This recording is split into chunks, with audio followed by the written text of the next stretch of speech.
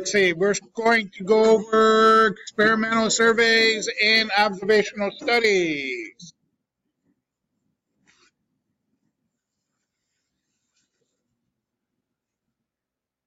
Okay, survey is a means of obtaining information from a population or a sample of the population.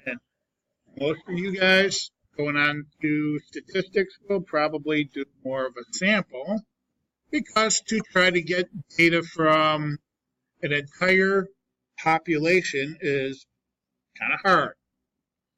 Okay, an example, taking a poll to learn who you're going to vote for. As you can tell, sometimes statistics and probability is not perfect, like the last election, right? Where Trump, he won the presidency because everybody thought, all the polls were saying Clinton's going to win, right? Well, the problem with statistics and probability, it doesn't measure people's feelings. Okay? So that's one drawback for statistics. Observational study. An examination in which individuals are observed and no attempt is made to influence the results. In other words, you don't. There's no human intervention.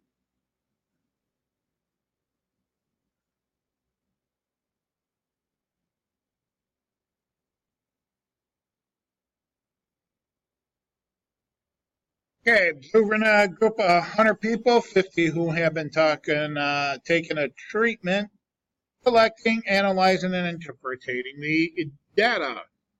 Okay. We're going to be doing a lot with the treatment. And experimental.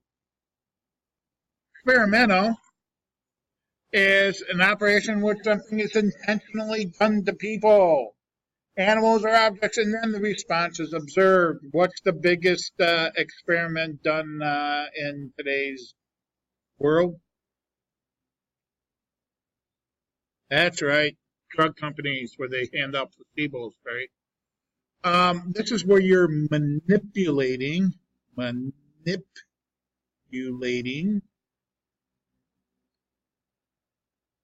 group.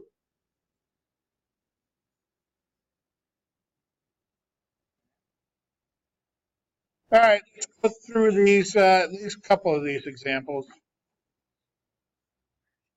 Example 1. State whether the following situation represents an experiment or an observational study. Identify the control group and the treatment group. If it is an experiment, determine whether there is bias. What is bias?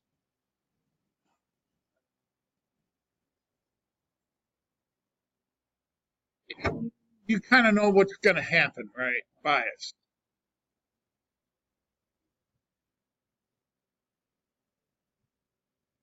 In probability, it's going to be an expectation of what will happen.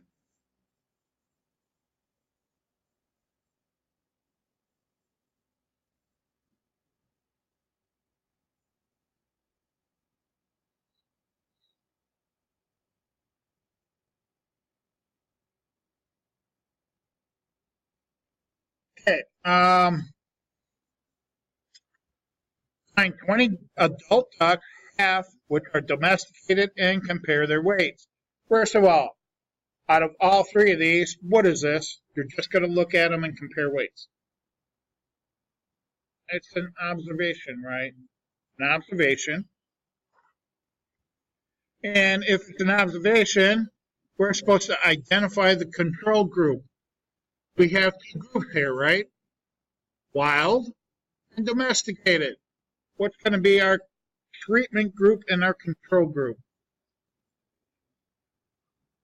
Our control group is going to be what's found, something that's not tampered with, right? So the, I'm sorry, where am I? Half of the ducks. Okay, that's going to be our control.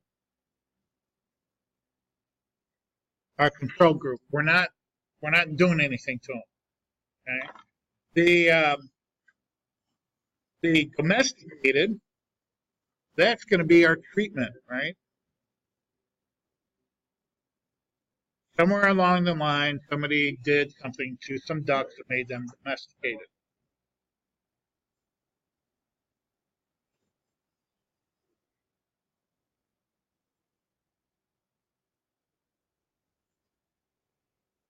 Okay, number 2.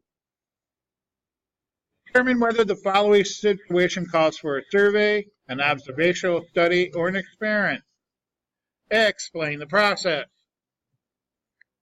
You want to know how students and parents feel about school uniforms. Which one are you going to use? A what? Somebody. That's definitely a survey. Make sure that you send random samples to parents and students, right? So let's do some actual exercises here. Number 1, find 300 students and let me read the directions. State whether they represent an experiment or observational study. Identify the control group and treatment group. If it is an experiment, determine whether there is bias. Okay, number 1, find 300 students and randomly split them into 2 groups. One group practices baseball 3 times per week, or basketball, and the other group does not practice basketball at all. After 3 months, you interview the students to find out how they feel about school. So what do we have here? Experiment? Did we manipulate something? No, we didn't. We didn't manipulate anything on purpose. We did find one group that plays practice basketball. So this is an observation. I'm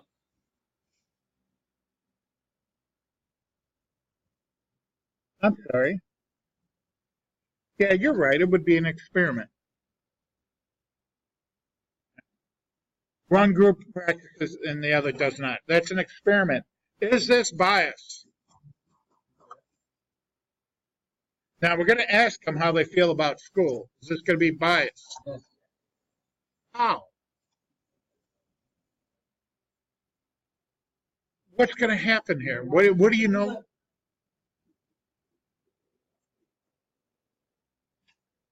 Think so? I see. Now, I don't think the two have anything together. I guess you can go either way. We'll call it bias. We're going to call it bias because you think that people involved in after-school activities are going to feel better about school. Okay, I get it. All right. It's reasonable. Okay, so we're going to assume that there's bias in there. Number 2, find 100 students, half of whom participate in the school math team, and compare their grade point average. Now we're analyzing, right?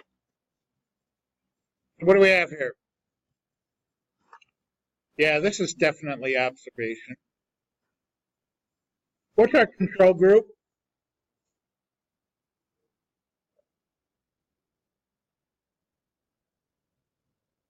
This is going to be our control group, right? Because we're not doing anything to it.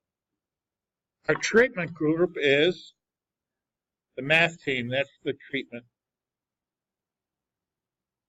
Do you see the difference?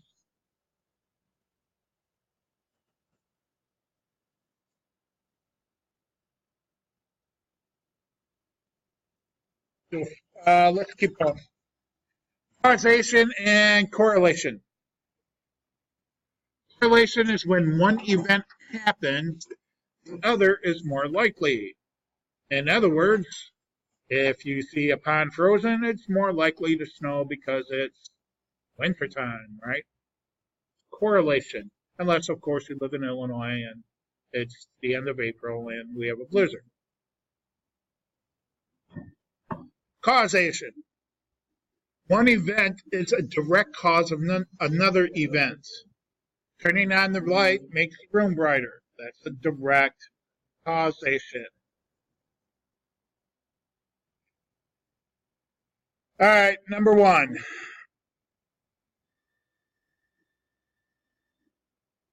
If I jog in the rain, I will get sick.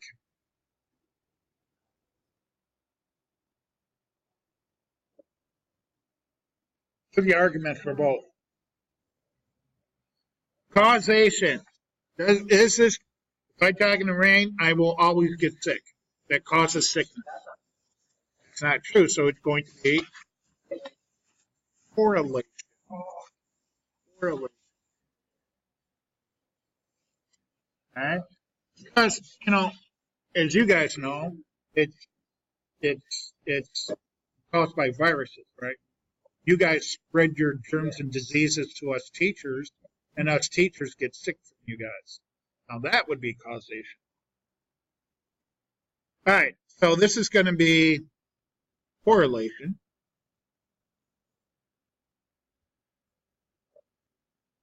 Well, that's what it says, right? Explain. Oh, that's terrible. Other factors, will get people sick, like students.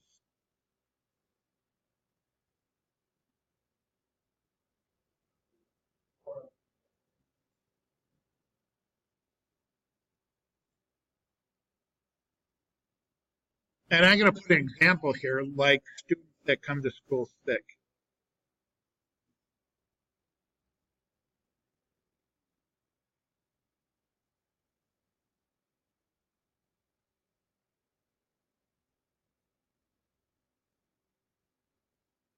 And cough all over their teachers.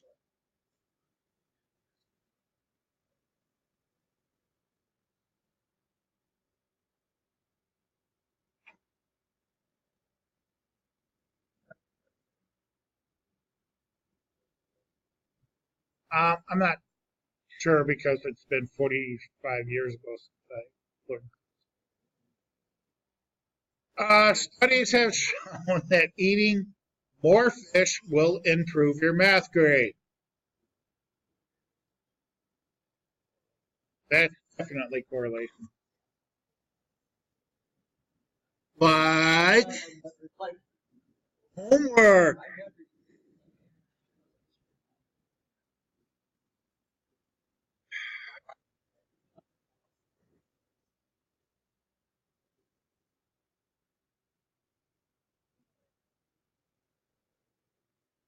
Non-fish eaters can improve their math grade.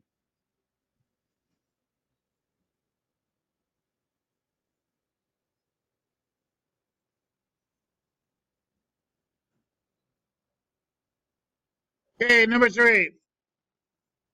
If you lose a library book, you will have to pay the fine. Causation.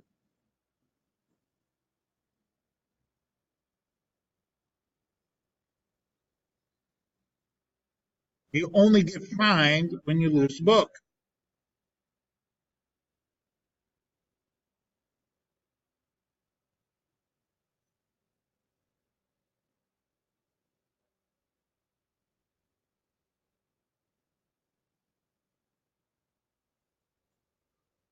Or 4. Yes. Good.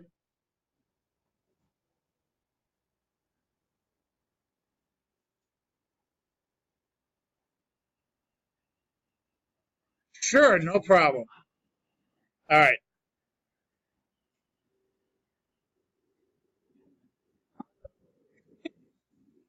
Um, number, number 4. Reading a diet book will make you lose weight. Correlation.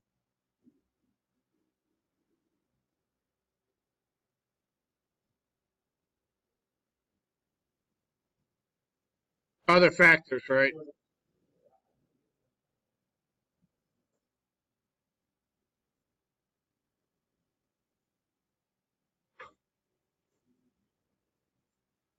lose weight without reading the book, right?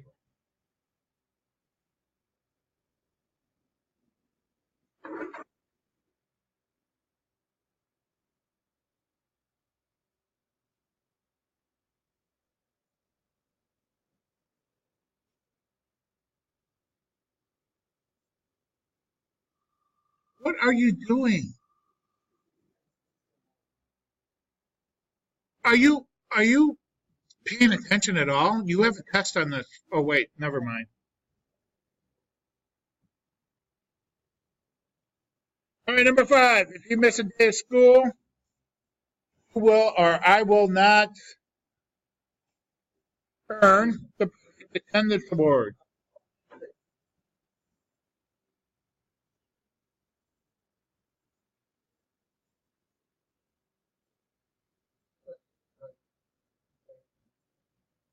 That's right.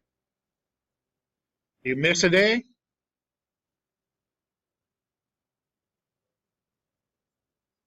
no perfect attend equals no perfect attendance.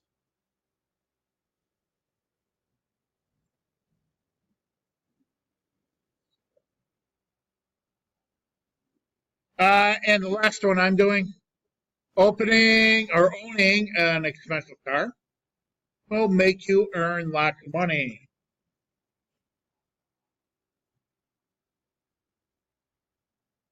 Correlation, because you can earn lots of money without a fancy car.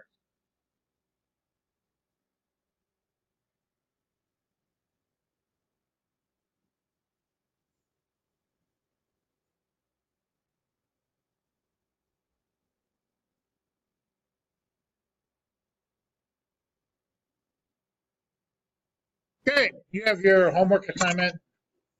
Practice A.